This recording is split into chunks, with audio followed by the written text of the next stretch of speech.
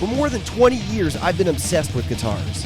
From playing them, to working on them, to buying and collecting them, I've built quite the collection of awesome custom guitars. Now, I'm turning my passion into a profession by seeking out old, beat-up guitars and giving them new life, all while trying to make a profit.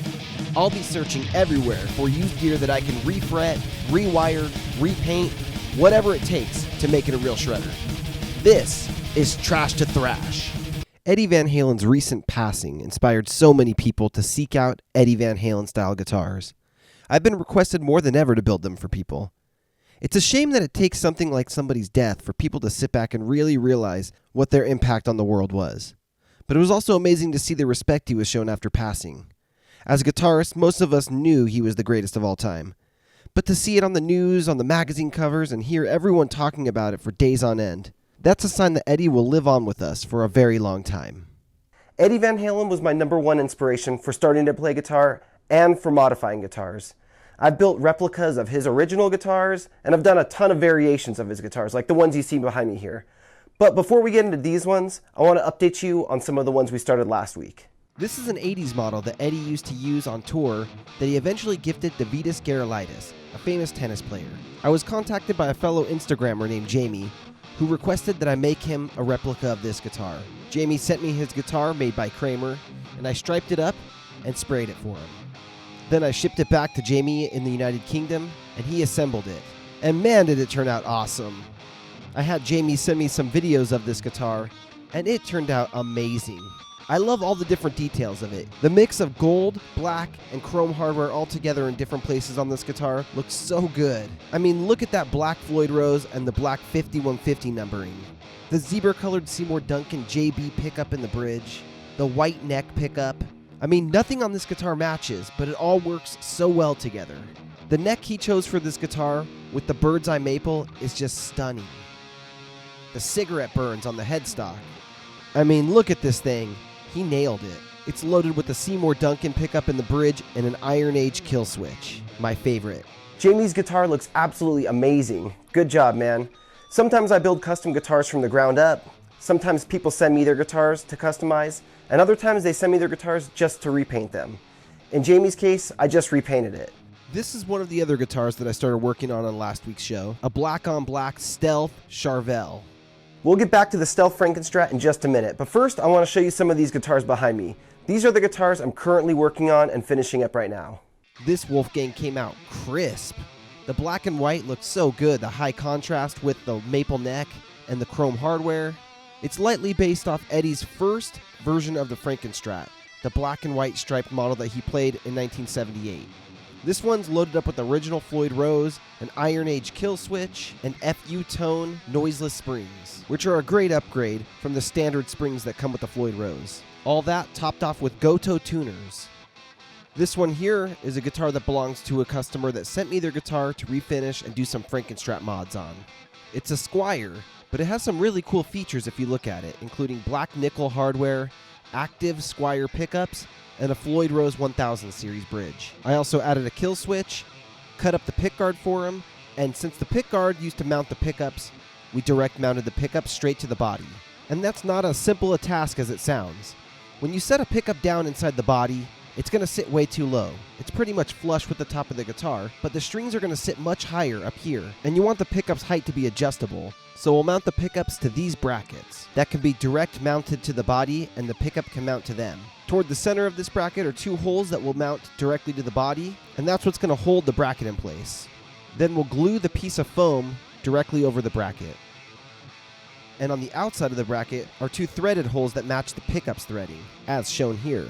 In between the bracket and the pickup, we'll use this piece of foam that's going to keep the pickup nice and secure and keep it from moving around too much. Pickups get mounted to a pickguard or a pickup ring via screws and springs. We'll still use the springs, as you can see, so the pickup can move freely, and adjust up and down to match the string height.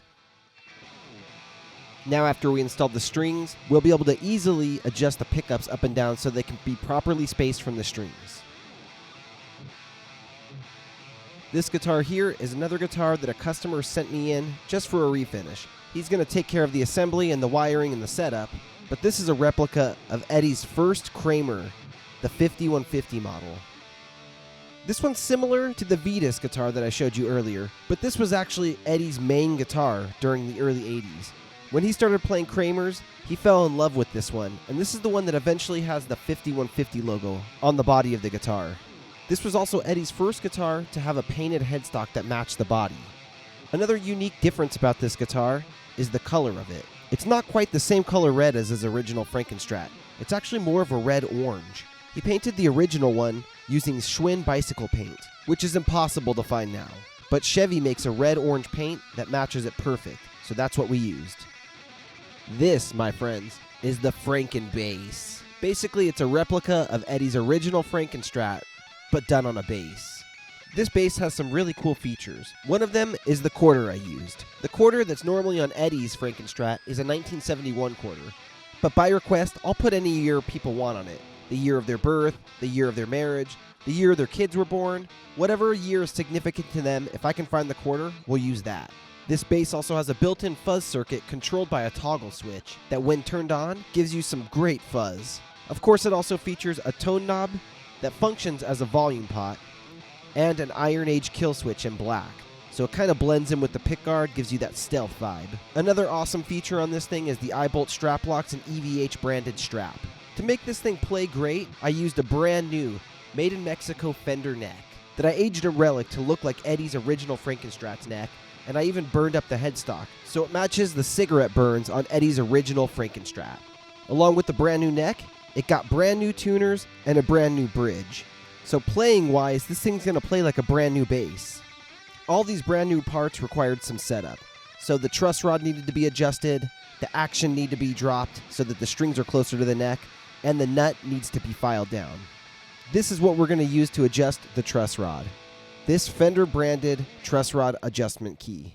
On this bass, the truss rod adjustment is here on the headstock, and you can turn it back and forth to give more relief or less relief to the neck. The truss rod is a metal rod that travels down the length of the neck that can be twisted back and forth to compensate for the pull of the strings. When the strings are tightened down, they pull with hundreds of pounds of pressure, so the instrument's neck starts to have a bow to it. The truss rod's job is to counteract that bow and keep the neck close to straight. The next adjustment we're going to make is going to require this small Allen key down here at the bridge to set the height of the strings. The saddles of the bridge can individually be lowered and raised up so that we can adjust the height of the strings here at the bridge. When you look at the shape of the fretboard, there's actually a radius to the fretboard. It's not flat, so we have these gauges that we use to measure the different radius shapes of different necks. Different brands and different models have different shapes, and we're going to mimic this shape down at the bridge. So when we adjust the height of each saddle at the bridge, we want it to match what the radius of the neck is. Here you can see this one rocks back and forth, and this is way too flat. I found that this bass is about a 9.5-inch radius, so then we'll bring it down to the bridge and set up the bridge so that it has the same arc as the fretboard. The next step is to set up the nut here. This sets the string height at the headstock side of the bass. Since it's a brand new neck, the nut has never been slotted to the correct depth for the strings. It has these very shallow cuts, so the spacing is there, but the strings are sitting way too high. To set this up, we use precise files that are the correct width to match the strings that will fit into these slots. The depth is crucial. Too shallow and the action's too high. If you cut them too low, the strings are going to hit the frets and buzz. Eddie's original Frankenstrat has a non-functioning pickup selector switch in the empty middle pickup cavity. He did weird things like that to throw off the copycats from copying him. Well, basses don't have a pickup selector switch, but I was talking to my friend Matt at Goliath Studios UK, and he suggested I install an onboard bass fuzz circuit in the empty cavity here. It's a relatively simple circuit, so it's not the highest quality fuzz out there, and let's be honest, it's a little gimmicky, but it's still awesome. It's turned on and off by this toggle switch here on the pickguard, right next to the kill switch and the volume knob. Gives off sort of a synthy 8-bit 80s vibe when turned on.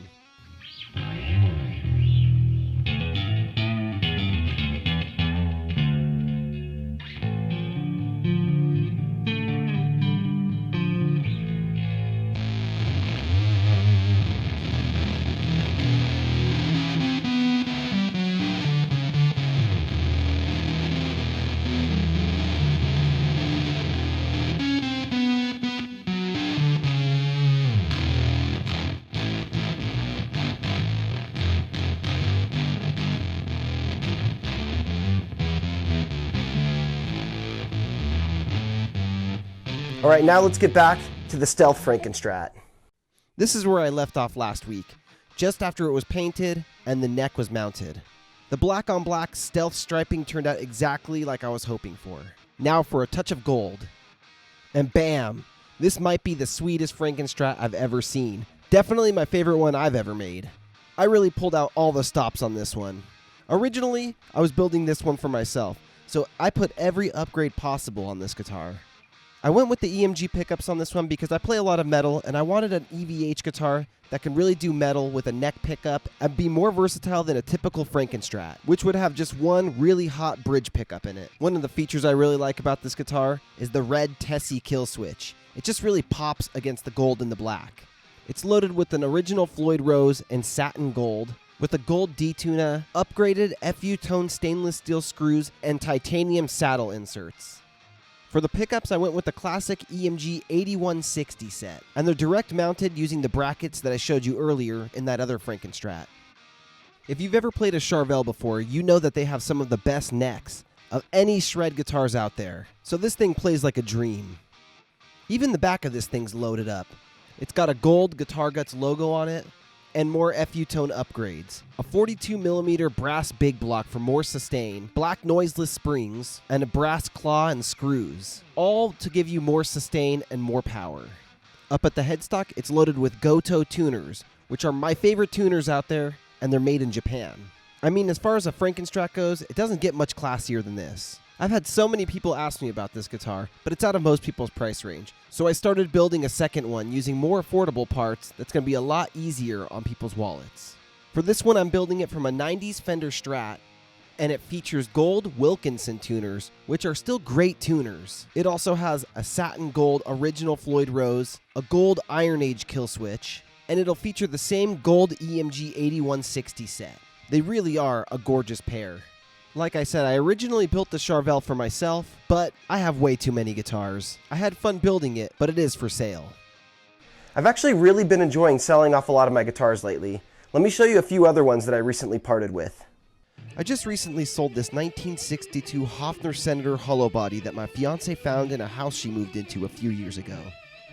It was missing tuners, the bridge was gone, the neck wasn't even attached. Once I got the body looking right, I found out that the pickup didn't even work, so I sent it over to my friends at Lundgren Pickups in Sweden. Johan and his team of pickup gurus rewound it with vintage correct wire and got it rocking for me again.